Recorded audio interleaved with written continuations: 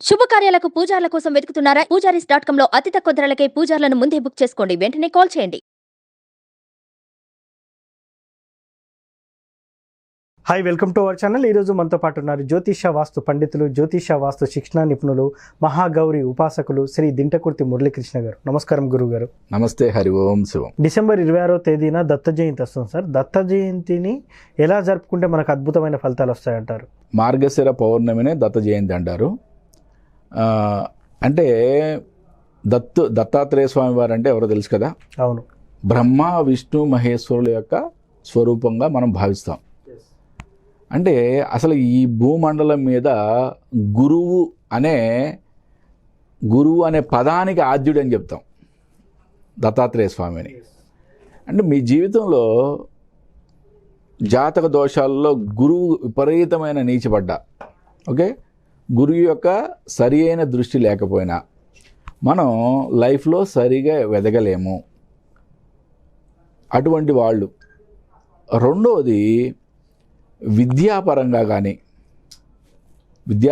కానీ జ్ఞాన సముపార్జన పరంగా కానీ ఒడిదుడుకులు ఎదుర్కొంటున్న వాళ్ళు.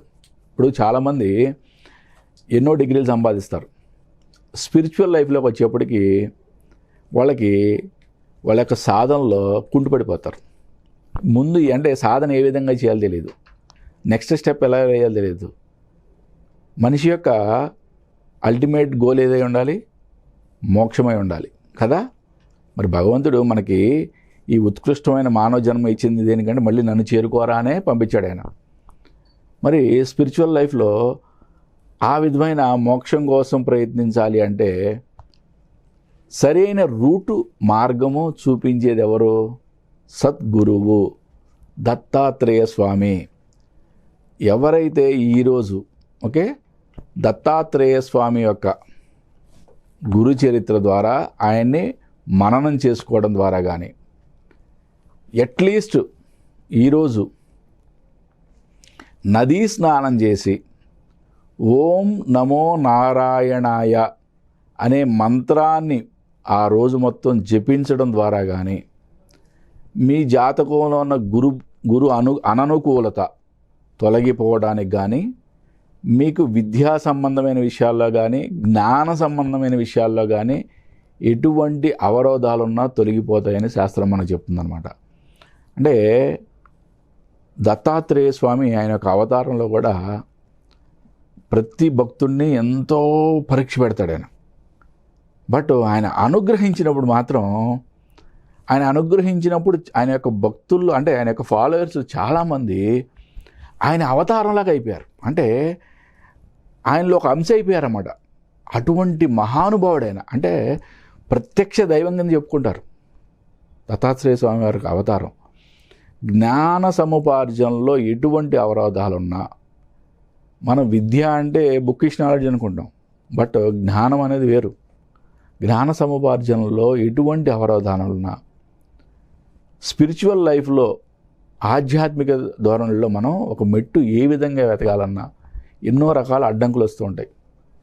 ఇవన్నీ తొలగిపోవడానికి దత్తాత్రేయ స్వామి వారి యొక్క అనుగ్రహం ఉంటే మనం జ్ఞాన సముపార్జనలో ఎన్నో మెట్లు సునాయాసంగా ఎక్కేయచ్చు అనమాట. పూజ చేయని వారికి చిన్న చిన్న రెమెడీస్ ఉంటాయి కదా సార్. కొంతమంది కుక్కకి చపాతి ఆహారంగా పెట్టడం కానివ్వండి అని చెప్తా ఉంటారు. దత్తాత్రేయ స్వామి చుట్టూ ఎప్పుడు కూడా 4 వేదాలకి సరిపడా, అంటే 4 వేదాలకి రిజెంబుల్ చేస్తూ 4 కుక్కలు తిరుగుతాయి అని చెప్పి అంటూ ఉంటాం. ఎస్. నెక్స్ట్ గోమాత. అంటే దత్త జయంతి నాడు కుక్కలను సేవించడం ద్వారా, గోమాతను సేవించడం ద్వారా కూడా చాలా అద్భుతమైన ఫలితం ఉంటుంది. సేవించడం అంటే వాటికి ఏదైనా ఆహారం తినిపించడం. ఓకే. ఇప్పుడు గోమాతను అయితే కనుక ఆ రోజు పూజించుకోవడం. గోమాత యొక్క పూజ ఆ రోజు చాలా అద్భుతం. మామూలు పౌర్ణమి రోజు చేయడమే చాలా గొప్ప విశేషం గోమాత యొక్క పూజ. అటువంటి దత్త జయంతి రోజు చేయడం అనేది చాలా అద్భుతమైన విశేషం. అన్నిటికన్నా ఇంపార్టెంట్గా ఆ రోజు మొత్తం కూడా ఓం నమో నారాయణాయ అనే మంత్రాన్ని మనం చాంటింగ్ చేయడం ద్వారా భక్తి శ్రద్ధ, ఈ రెండే గుర్తుపెట్టుకోండి. భక్తి శ్రద్ధతో ఈ మంత్రాన్ని చాంటింగ్ చేయడం ద్వారా కూడా, అంటే మనం ఆ రోజు ఎటువంటి వ్రతాలు చేయకపోయినా, ఎటువంటి యాగ యజ్ఞాలు చేయకపోయినా కూడా ఇచ్చే ఫలితం భగవంతుడు ఇచ్చి తీరతాడు. అసలే కలియుగం, మీరేమో భక్తి శ్రద్ధ అంటున్నారు, ఆ. చదువుతున్న కొద్దీ ఏదో ఆలోచనలు వస్తూ ఉంటాయి. ఖచ్చితంగా ఇది 100%, 199% మందికి ఇదే ఆలోచన వస్తుంటుంది. అలాంటప్పుడు వాళ్ళు ఎలా అంటారు మరి? ఇప్పుడు ఒక ప్రాబ్లం ఉంది, దానికి సొల్యూషన్ చెప్పాలి. సొల్యూషన్ కోసం అని చెప్పి నేను ఒక పెద్ద హోమము, ఒక యాగము ఏదో చెప్పాను. ఓకే, దానికి అయ్యే ఖర్చు కానీ, దానికి అయ్యే అట్లీస్ట్ నువ్వు పెట్టే అటెన్షన్ కానీ ఎంతవరకు ఉంటుంది? చాలా తక్కువ ఉంటుంది. ఓకే, మనకి శాస్త్రంలో, ప్రతి పురాణాల్లో కానీ శాస్త్రంలో కానీ చాలా క్లియర్గా ఎంత పెద్ద పెద్ద దోషాలకైనా చిన్న చిన్న అద్భుతమైన పరిహారాలు చెప్పారు. అద్భుతమైన పరిహారాల్లో చెప్పింది ఒక్కటే, ప్రతి దాంట్లో కూడా నీ యొక్క శ్రద్ధ భక్తి కనపరుస్తేనే భగవంతుడు సంతృప్తి చెందుతాడు. దాంట్లో ఎటువంటి డౌట్ లేదు. ఓకే, మన కలియుగంలో ఉన్నాం, చాలా సింప్లిఫై చేశాడు భగవంతుడు. కృతయుగంలో ఎన్నో వేల సంవత్సరాలు మనం తపస్సు చేస్తే కానీ ఆయన యొక్క సాక్షాత్కారం కలిగేది. మరి త్రేతాయుగంలో యజ్ఞ యాగాదులు చేస్తే కానీ ఆయన యొక్క సాక్షాత్కారం కలిగేది కాదు. మరి దశరథుడు పుత్రకామేష్టి యాగం చేస్తేనే కదా 4 పిల్లలు పుట్టింది. స్వామి మరి శ్రీరామచంద్రుడు అశ్వమేధ యాగము అట్లాంటి ఎన్నో యాగాలు చేస్తేనే కదా ఆయన మహానుభావుడు అయ్యాడు, ఆయన మహా అద్భుతమైన రాజు అయ్యాడు ఆయన. మరి ద్వాపరయుగంలోకి వచ్చేప్పటికి వ్రతాలు పూజలతో సరిపెట్టుకున్నాడు ఆయన. ఎంత సింప్లిఫై చేసుకుంటూ వస్తున్నాడు చూడండి. అంటే ఇప్పుడు ఫైనల్గా మీరు కలియుగంలోకి వచ్చేప్పటికి భగవన్ నామ స్మరణ చేస్తే చాలంటున్నాడు ఆయన. బట్ నువ్వు ఏ యుగంలో చూసినా సరే ఒక కాన్సెప్ట్ అర్థం చేసుకో. కృతయుగంలో 100,000 సంవత్సరాల పాటు కూర్చొని తపస్సు చేసినా సరే రంభ వచ్చి డిస్టర్బ్ చేస్తే డిస్టర్బ్ అయ్యావంటే నువ్వు నీ యొక్క భంగం అయిపోయినట్టే. ఓకే, నీ యొక్క తపోభంగం అయిపోయినట్టే. అలాగే ఇక్కడ కూడా మనం భగవన్నామ స్మరణ మాత్రమే అని చెప్పాడు కలియుగంలో. ఇక్కడ కూడా నువ్వు నా మనసు అడిపోతుంది ఇటుపోతుంది 100% సార్. పూజ ఇప్పుడు నిత్య జీవితంలో ప్రతి ఒక్కరు వాళ్ళ దినచర్యలో భాగంగా శ్లోకాలు మంత్రాలు జపిస్తారు. ఆ జపిస్తూనే ఉంటారు, కానీ మైండ్ మాత్రం డైవర్ట్ అయిపోతుంది. ఎస్, మనస్సుని కంట్రోల్ అంటే అన్నిటికన్నా వేగంగా ప్రయాణించేది ఏది అంటే నిగ్రహం కావాలంటారు. ధర్మరాజు చెప్పింది మనస్సునే.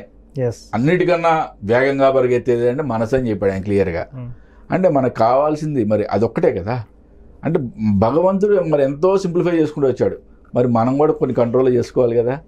ఎగ్జాక్ట్లీ నువ్వు అడిగింది చాలా అద్భుతమైంది. బట్ ఎవరికైతే రియల్గా మరి ఇప్పుడు బ్రహ్మర్షి విశ్వామిత్రుడికే తప్పలేదు. ఓకే, కూర్చున్నాడు, 100 సంవత్సరాలు కూర్చున్నాడు, భగవంత్ సాక్షాత్కారం లోపే మరి భంగం అయిపోయింది కదా. అంటే తపోభంగం అనేది జరుగుతూ ఉంటుంది. ఇక్కడ మనకి కలియుగంలో నామస్మరణ అనే తపస్సు ఇచ్చారు, అంతే. నామస్మరణ తపస్సు. ఈ తపస్సును కూడా మనం చేయలేకపోతున్నాం, ఎందుకంటే ఇంద్రియ నిగ్రహం లేకపోవడం వల్లనే. ఎగ్జాక్ట్లీ మీ మనసును కంట్రోల్లో పెట్టుకోండి. భగవన్ నామస్మరణలో నామస్మరణ ఇంకేం లేదు, నామస్మరణతోనే ఎన్నో అద్భుతాలు సృష్టించవచ్చు ఈ కలియుగంలో. చదివే అంతసేపు దాని మీదనే కాన్సన్ట్రేషన్ ఉండాలంటే. Thank you sir. Datta Jayanti రోజు దత్తాత్రేయుని ఎలా పూజించాలి, ఏ మంత్ర జపం చేయాలని చాలా చక్కగా చెప్పారు. Thank you. హరి ఓం శివ. చూశారు కదా, దత్త జయంతి రోజు దత్తాత్రేయుని ఏ మంత్రంతో పూజించాలి, పూజ చేయలేని వారు ఏ మంత్రం జపిస్తే అనుకూలంగా ఉంటుందని గురుగారు చెప్పారు. ఇది వాటి కార్యక్రమం. మరో కార్యక్రమంలో మళ్ళీ కలుద్దాం. Thank you.